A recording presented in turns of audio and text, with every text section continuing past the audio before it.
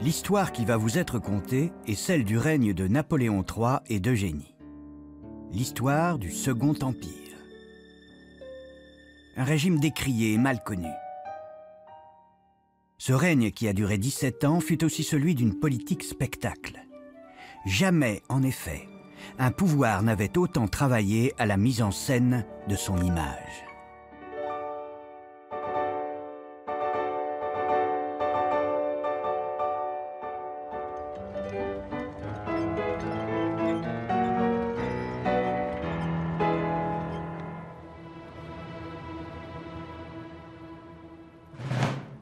Une nuit de décembre 1851, le 2 exactement, Louis-Napoléon Bonaparte, alors président des Français, renverse la Deuxième République.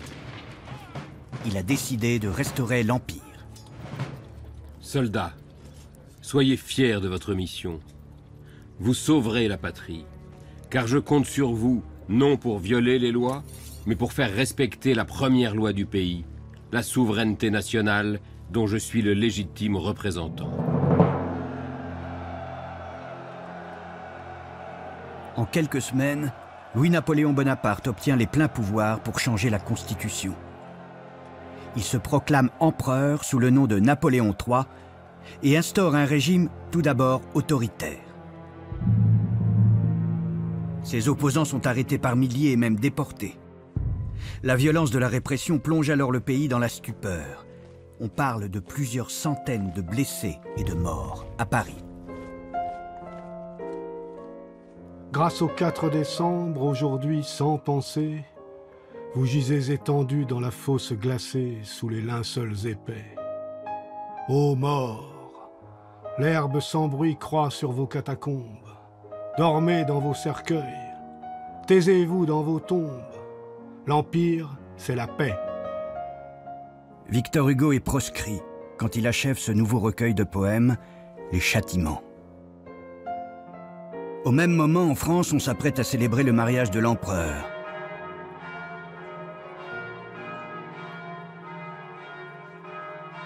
Ce 30 janvier 1853, une foule compacte se presse sur le parvis de Notre-Dame de Paris. L'empereur était déterminé à faire un mariage d'amour. Aussi, bien que sa famille et ses ministres jugent cette union indigne de sa race, indigne de la France, il épouse une comtesse espagnole, Eugénie de Montijo. À la veille de monter sur un des plus grands trônes d'Europe, je ne puis me défendre d'une certaine terreur. La responsabilité est immense. Celle qui est devenue l'objet de ma préférence est d'une naissance élevée. Française par le cœur, par l'éducation, elle sera l'ornement du trône, comme au jour du danger, elle deviendrait un de ses courageux appuis. Catholique et pieuse, elle adressera au ciel les mêmes prières que moi pour le bonheur de la France. En parlant de bonheur de la France, l'empereur entend grandeur de la France.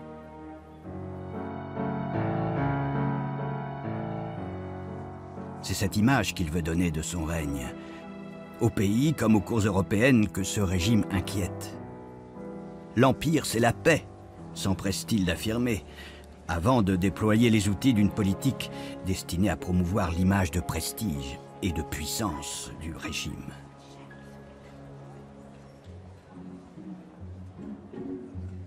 L'automne aura donc son rituel. La saison de la chasse est en effet propice à l'organisation de festivités particulières, dont les visées sont politiques.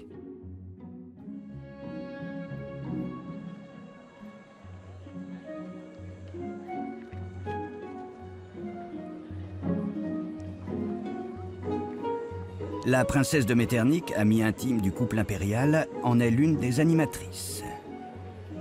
Chaque année, il y avait pendant 4 semaines des séjours au palais de Compiègne, qui commençaient vers les 8 ou 10 novembre. On y conviait une centaine de personnes, triées sur le volet. Ces invitations étaient recherchées et enviées. Être convié aux séries de Compiègne ne se refuse pas.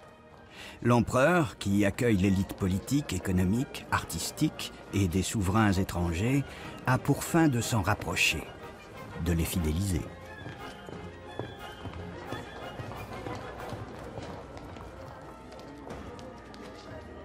l'impératrice imprime la marque du règne dans les résidences impériales.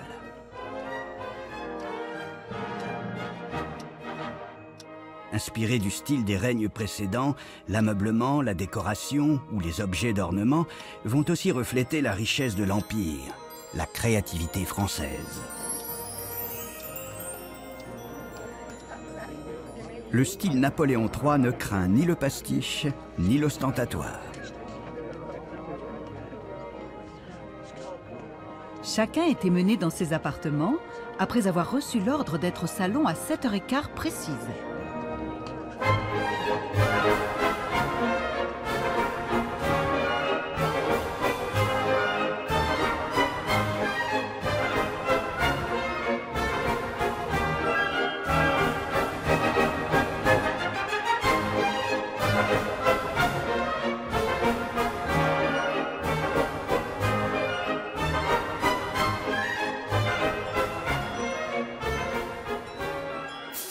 Les palais impériaux sont le théâtre incessant de festivités splendides dont les peintres transposent les scènes.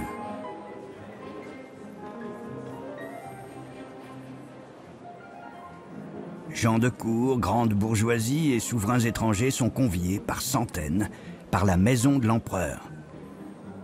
Cette institution est chargée de la mise en scène du pouvoir. Elle en est en quelque sorte le chorégraphe.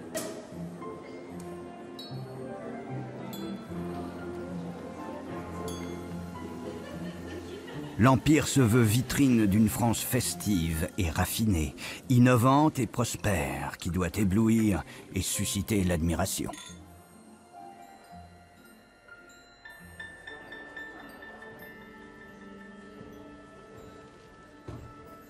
À chaque série, on faisait jouer un des grands succès théâtraux de Paris dans la jolie petite salle de spectacle du Palais.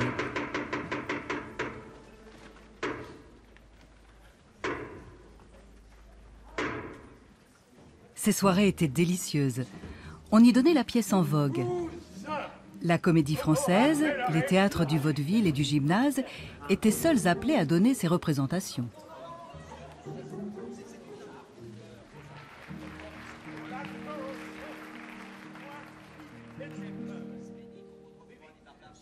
Tout le monde était en grande toilette et ce petit spectacle de gala avait fort bonne façon. Les femmes sont par leur tenue un spectacle à elles seules. Festival de pierres précieuses, de robes aux tissus et couleurs chatoyantes. Leurs toilettes prennent d'ailleurs une place majeure dans la composition des tableaux de peintres dits d'étoffe.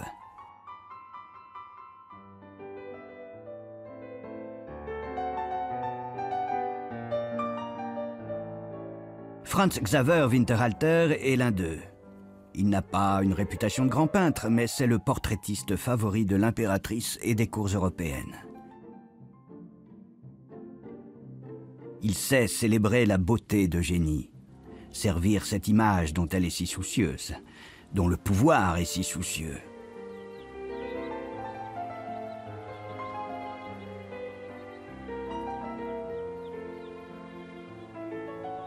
Son tableau, l'impératrice Eugénie, entourée de ses dames d'honneur, honore le raffinement de ce règne narcissique.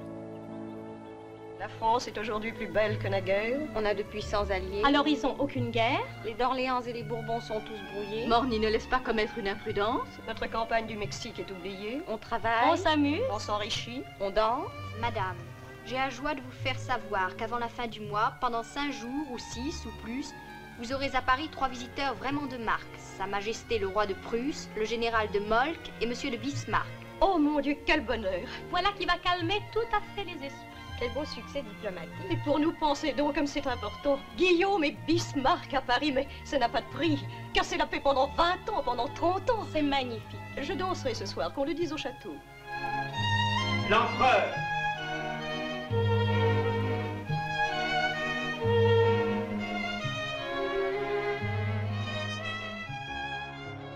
Comme par effet de miroir avec le pouvoir, la société se laisse alors gagner par la soif de façonner son image, de se montrer.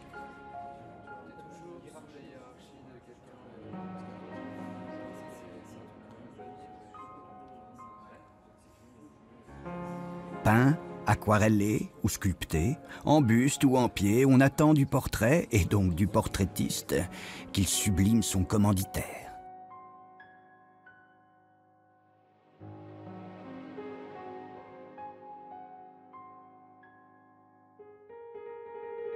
La cour commande un jour à Jean-Baptiste Carpeaux une statue du prince impérial et de son chien Nero. Sa sculpture remporte un tel succès que l'artiste est admis parmi les favoris autorisés à réaliser bustes et statues de Napoléon III et d'Eugénie.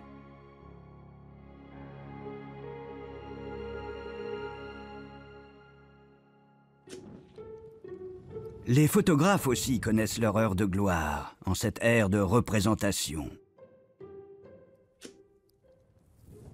L'empereur, plus fasciné par le progrès qu'il n'a de réel goût pour l'art, voit en la photo sur papier, alors en plein essor, un fer de lance de la modernité qu'il veut voir associé à son règne. Les studios de Pierson, Nadar et Disdéry, où se pressent célébrités du spectacle et bourgeois, deviennent le théâtre de toutes les poses, de tous les décors.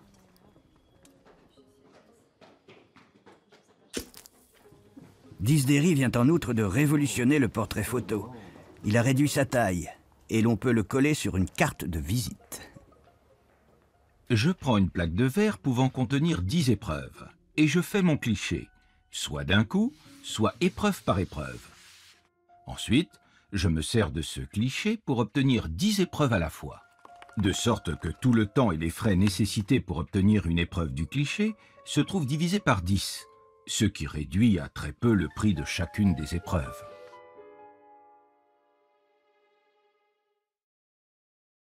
Il n'échappe pas à l'empereur que la photographie peut être aussi un outil de promotion de son œuvre. La ville de Paris a alors son photographe, l'ex-peintre graveur Charles Marville.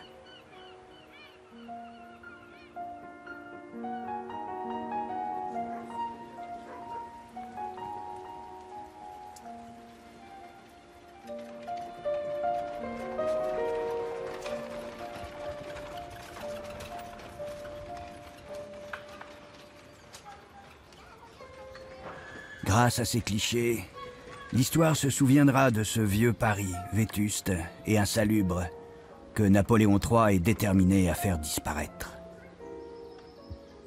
Car, par-delà la France qui brille et jouit de la prospérité industrielle, l'Empire a son envers du décor. Il y a dans Paris, dans ces faubourgs de Paris que le vent de l'émeute soulevait naguère si aisément, il y a des rues, des maisons, des cloaques, où des familles entières vivent pêle-mêle, hommes, femmes, jeunes filles, enfants, n'ayant pour lit, n'ayant pour couverture, j'ai presque dit pour vêtements, que des monceaux infects de chiffons en fermentation, espèces de fumier des villes, où des créatures s'enfouissent toutes vivantes pour échapper au froid de l'hiver.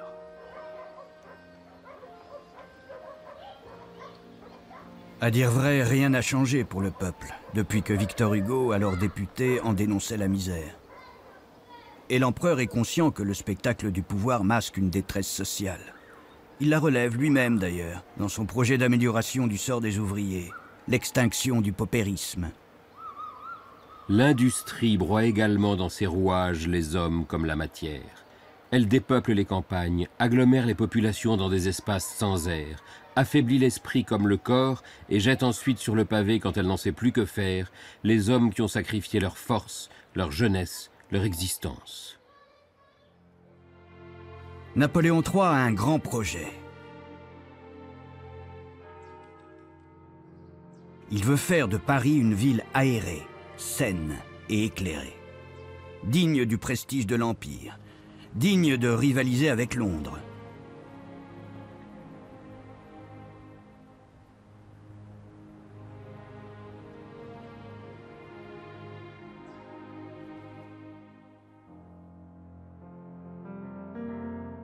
Il confie alors l'exécution de grands travaux à Georges-Eugène Haussmann, l'ex-préfet de Bordeaux qu'il nomme préfet de la Seine et élève au rang de baron.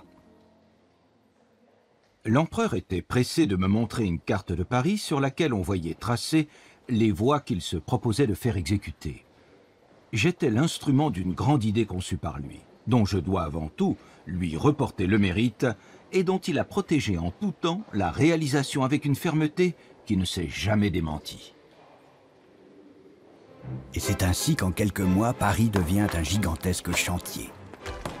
Une entaille là, une entaille plus loin, des entailles partout. Paris haché à coups de sabre, les veines ouvertes, nourrissant 100 000 terrassiers et maçons, traversés par d'admirables voies stratégiques. On perce des kilomètres d'artères. On creuse des kilomètres d'égouts. Et l'on construit des milliers d'immeubles bourgeois.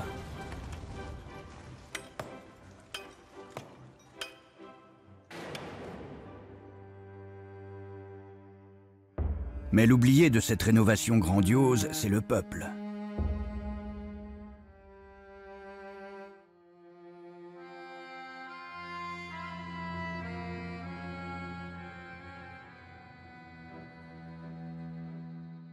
Expropriation, spéculation et flambée des loyers chassent l'ouvrier vers la périphérie. Haussmann en hérite d'ailleurs du surnom d'Attila des expulsions. Ses priorités sont de percer des voies larges, propices au maintien de l'ordre. Fini les barricades. Et de faire de Paris une capitale bourgeoise.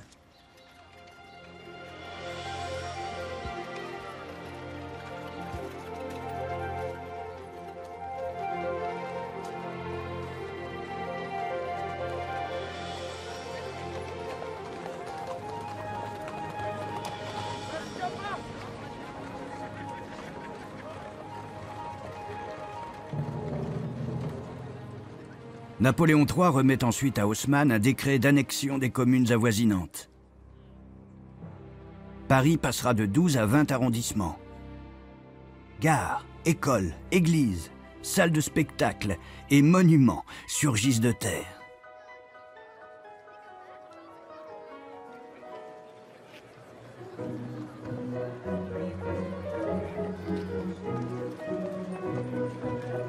Et les nouveaux grands magasins comblent la soif de consommation des nouveaux riches.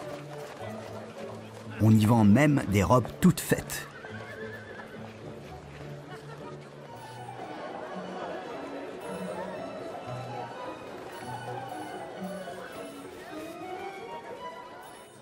Cette métamorphose de la ville, sa modernisation, sont bien sûr célébrées par des inaugurations fastueuses et festives. Les aquarellistes immortalisent ces décors éphémères. Quand les générations qui se succèdent traverseront notre grande ville, non seulement elles acquerront le goût du beau par le spectacle de ces œuvres de l'art, mais en lisant les noms inscrits sur nos ponts et sur nos rues, elles se rappelleront la gloire de nos armes depuis Rivoli jusqu'à Sébastopol.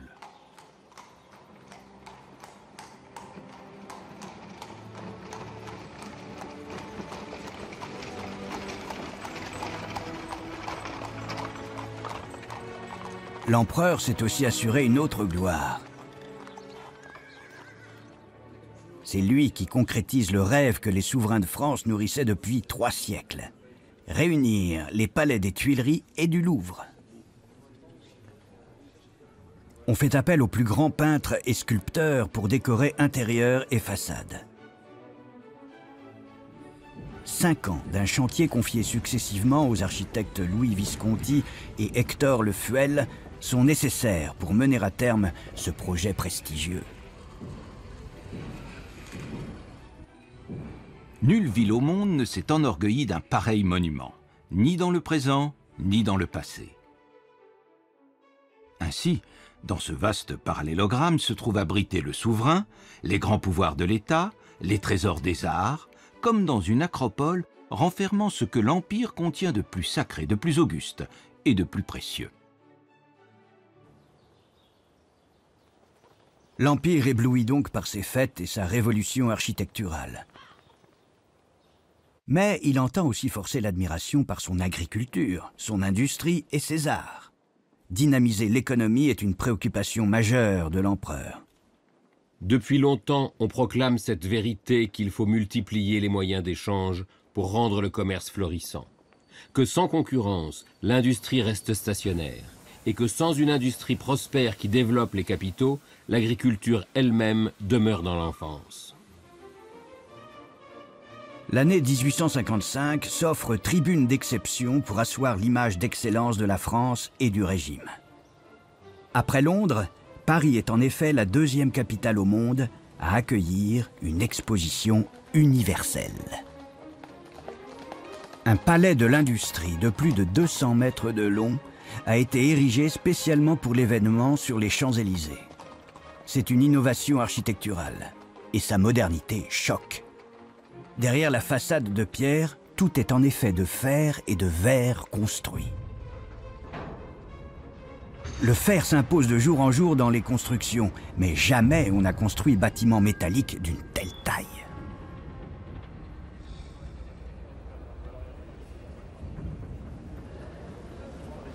Sous la verrière, le public déambule entre fontaines, bronzes d'art et grandes statues.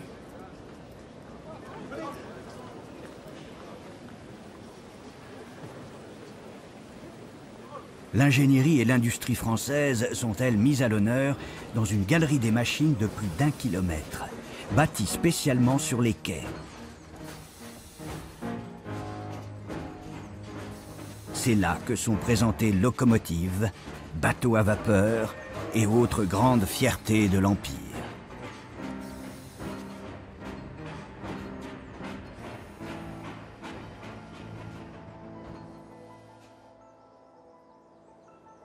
La France est en outre la première nation à offrir une exposition internationale d'art contemporain dans le cadre d'une exposition universelle. Les œuvres de tous les artistes de l'Europe se rassemblèrent solennellement à l'avenue Montaigne comme une espèce de concile esthétique.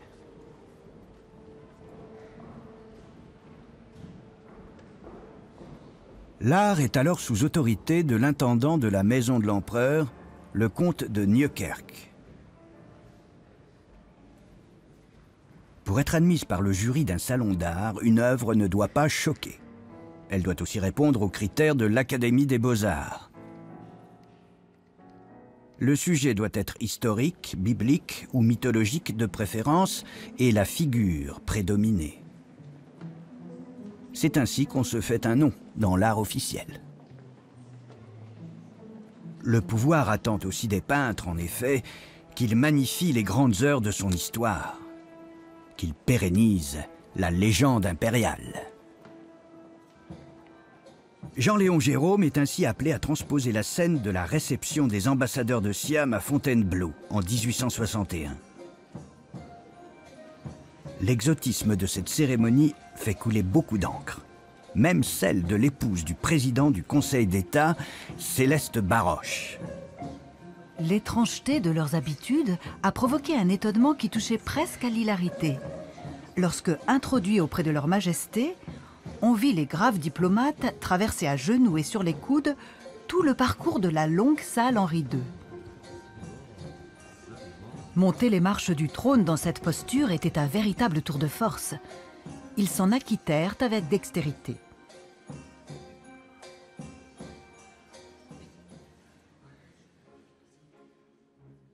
On ne peut parler, à dire vrai, d'un style artistique propre au Second Empire. Ce qui frappe, en revanche, c'est l'éclectisme des œuvres.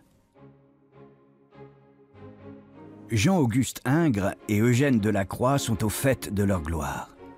L'un et l'autre ont les honneurs d'une rétrospective à l'exposition universelle. La critique oppose alors la tendance classique de Ingres au romantisme de Delacroix. Théophile Gautier place Ingres au sommet de l'art. Charles Baudelaire n'a lui d'éloge que pour Delacroix. La peinture de Delacroix me paraît la traduction de ces beaux jours de l'esprit. Elle est revêtue d'intensité et sa splendeur est privilégiée. Comme la nature perçue par des nerfs ultrasensibles, elle révèle le surnaturalisme. Exposer dans un salon est capital pour un artiste. Sans notoriété officielle, Pas de commande publique. Chaque semaine, l'administration impériale réunit son sérail chez le comte de Nieuwkerk, l'intendant des Beaux-Arts. Ces soirées ont pour nom les Vendredis du Louvre. On y croise autant de célébrités du monde des arts que d'écrivains et d'hommes politiques. Le peintre François Biard a immortalisé l'élite d'une de ces soirées, réunissant jusqu'à 400 personnes. On y voit régulièrement le conservateur du Louvre, Horace de Viel-Castel, les peintres Delacroix, Ingres et Flandrin, les écrivains Ernest Renan, Prosper Mérimée, le baron Haussmann et autres personnalités politiques.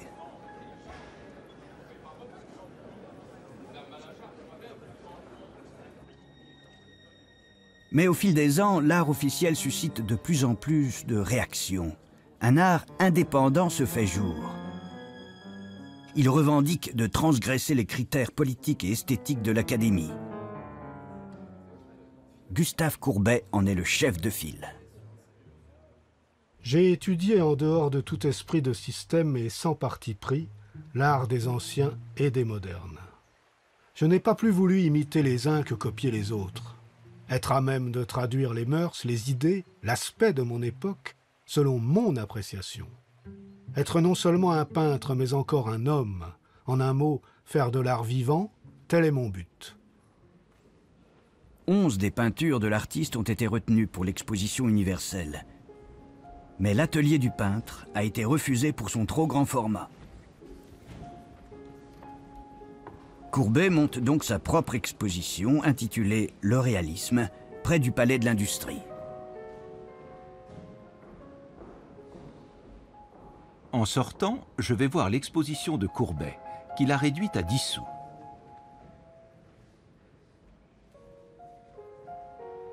J'y reste seul et j'y découvre un chef-d'œuvre dans son tableau refusé. Je ne pouvais m'arracher de cette vue. On a refusé là un des ouvrages les plus singuliers de ce temps.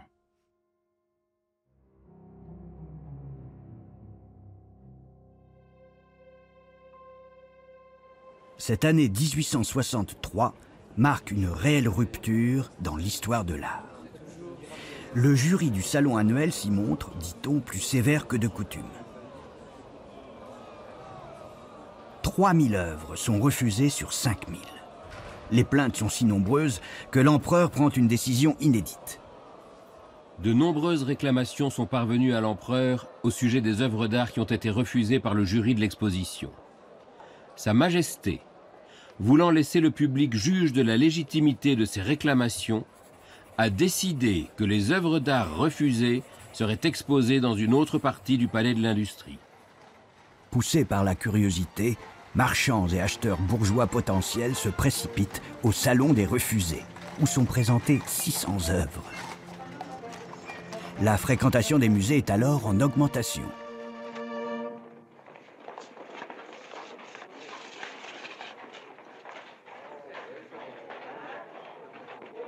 Oh, venez voir ça, ça vaut la peine. Ils ont tout mis sur la table à la fois, c'est drôlement servi. Eh bien, j'espère que ça vous mettra en appétit pour tout à l'heure. Oh, celui-là qui décapille. Oh, et celle-là qui arrose les pissenlits, là. Oh,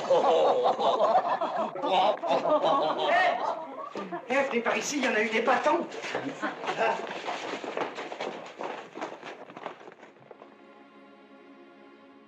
L'art est devenu un marché. Mais les peintres indépendants peinent à percer. Qu'ils découvrent le travail des blancs d'un Whistler, les contours flous d'un Fantin-Latour, le réalisme d'une scène de maison close d'un Constantin Guis, ou d'une scène rurale d'un Monet, le visiteur est choqué par le sujet du tableau, comme par sa forme picturale.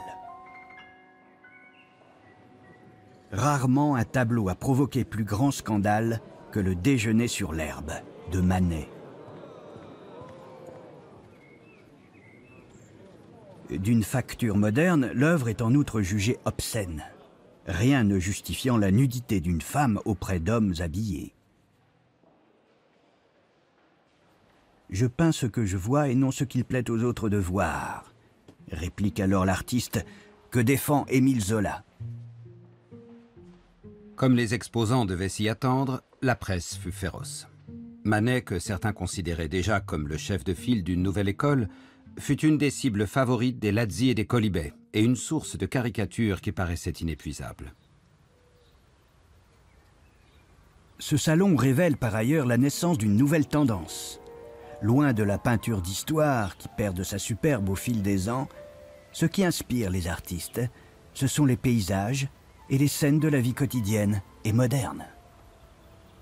Ces peintres de plein air, qui admirent Corot, Delacroix et Manet, incarnent le courant d'un art moderne. Ils s'appellent Basile, Renoir, Degas, Cézanne, Pissarro, Sisley ou Monet. Et ils ont en effet une vision picturale novatrice. Ce n'est que 10 ans plus tard qu'on les nommera impressionnistes. Ce que je ferai ici aura au moins le mérite de ne ressembler à personne, parce que ce sera l'impression de ce que j'aurai ressenti, moi tout seul. De nouveaux jardins publics inspirent alors les peintres et agrémentent la vie dans tout le pays. Ils font partie de la politique de grands travaux de l'empereur.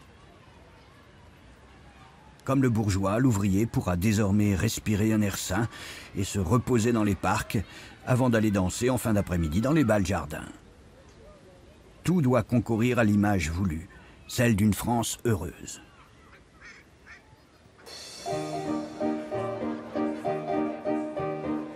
La ville s'étourdit de plaisir sous les becs de gaz. Le bal Mabille sur les Champs-Élysées est l'un des lieux les plus prisés de la capitale. On y valse, on y danse la polka, dans un décor de jardin artificiel enchanté.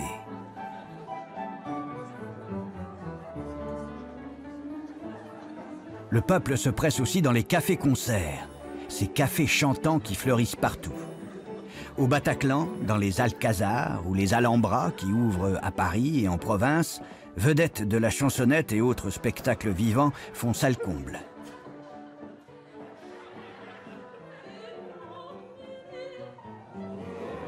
La culture et les loisirs se démocratisent.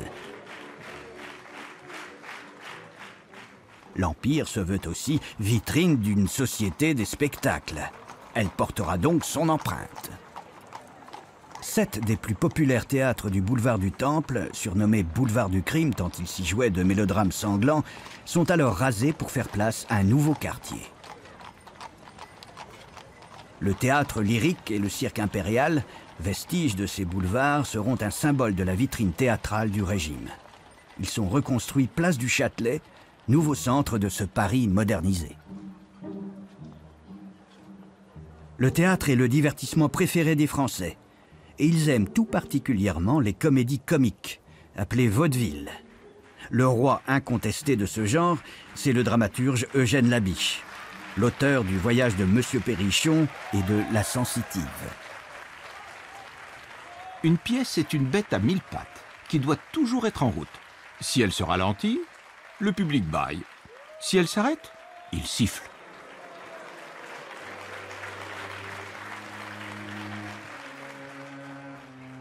La censure veille à dissuader les artistes de mal influencer le peuple. Mais c'est vrai, depuis peu, le régime se libéralise. Les élections législatives de 1863 l'y ont fortement incité. L'opposition monte, et particulièrement à Paris, où la presse républicaine relaye les attentes du peuple. Paris demande que les principes démocratiques, qui sont d'ailleurs les bases de la Constitution, passent enfin dans les faits. Paris s'est prononcé unanimement pour la liberté, pour le contrôle sérieux des dépenses publiques, pour les nationalités, pour la séparation complète du pouvoir temporel et du pouvoir religieux, pour le progrès en toutes choses, mais surtout en instruction populaire. Des réformes sociales sont engagées. Les ouvriers seront bientôt autorisés à faire grève.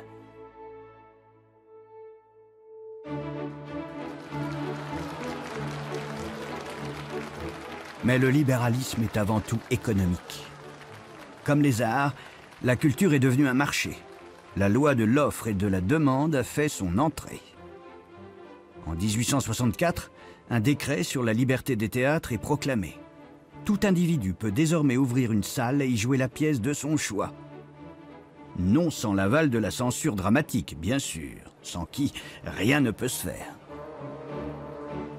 Chaque hiver, à l'ouverture de la saison théâtrale, je suis pris des mêmes pensées. Notre théâtre aurait tant besoin d'un homme nouveau, qui balayât les planches encanaillées et qui opéra une renaissance que les faiseurs ont abaissée aux simples besoins de la foule.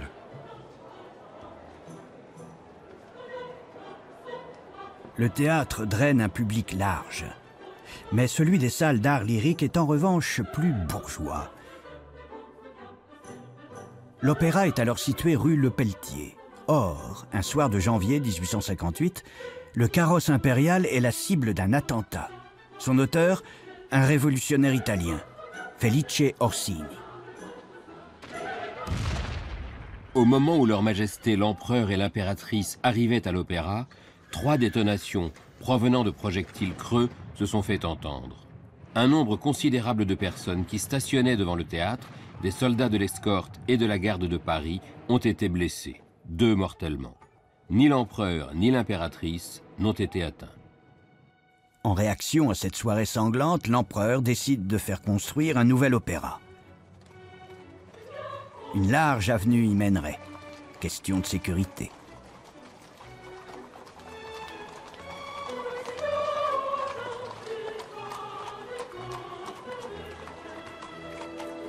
On lance un appel à projet. À la surprise générale, le vainqueur du concours est un jeune architecte inconnu du nom de Charles Garnier. Sa maquette préfigure l'une des plus prestigieuses réalisations architecturales de l'Empire.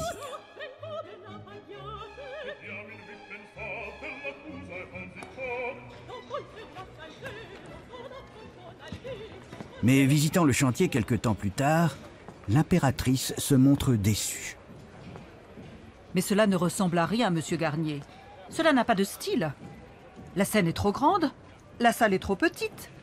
Qu'est-ce que c'est ce style-là? Ce n'est ni du grec ni du Louis XVI, pas même du Louis XV. Mais c'est du Napoléon III, madame, et vous vous en plaignez, répond Garnier. Garnier est un fervent admirateur de Jean-Baptiste Carpeaux, l'un des sculpteurs favoris de la cour. Il l'a sollicité pour orner la façade. Mais après avoir enthousiasmé avec son prince impérial et son chien Néro, voilà que ce dernier indigne l'opinion publique. Sa sculpture, la danse, est jugée scandaleusement indécente. On la menace même de retrait. L'art doit être chaste. Quel paradoxe! En ces temps de frivolité, où luxe et luxure vont souvent de pair. En ces temps où des bourgeoises demi-mondaines, les courtisanes, vendent leur charme aux plus fortunés. L'hôtel particulier de la marquise de la Païva est alors l'un des rendez-vous des hommes de lettres et des diplomates. Cette célèbre courtisane voulait la plus belle maison de Paris. Les plus grands artistes ont été appelés à y contribuer et à y exhiber sa beauté. Stupéfait par le luxe de l'escalier en onyx de l'entrée, on dit que le poète Émile Augier aurait déclaré « Ainsi que la vertu, le vice à ses degrés ».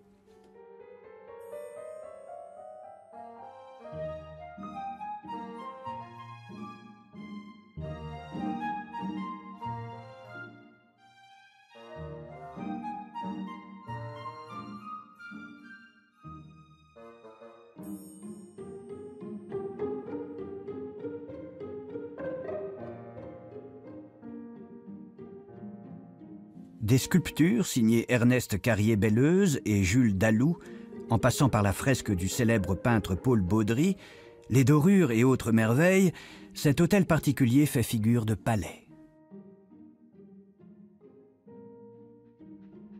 Mais Paris n'a pas l'apanage du faste et des plaisirs. Le développement des voies ferrées conduit de plus en plus de bourgeois à faire du tourisme en montagne ou à la mer. L'impératrice a fait de Biarritz sa terre de villégiature.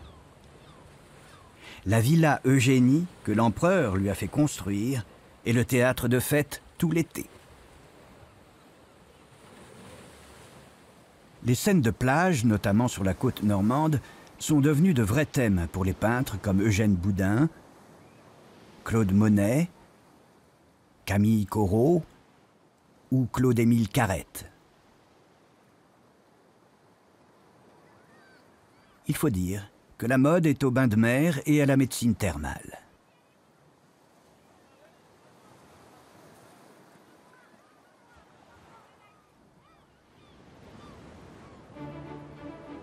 Mais Paris est plus que jamais digne d'admiration.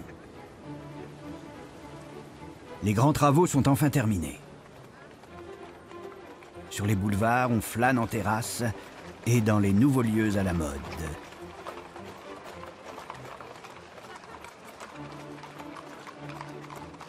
Artistes, musiciens et écrivains se retrouvent au Café Riche ou au Café de la Paix, au pied du nouveau palace de 800 chambres, le Grand Hôtel, fierté de la capitale. En cette année 1860,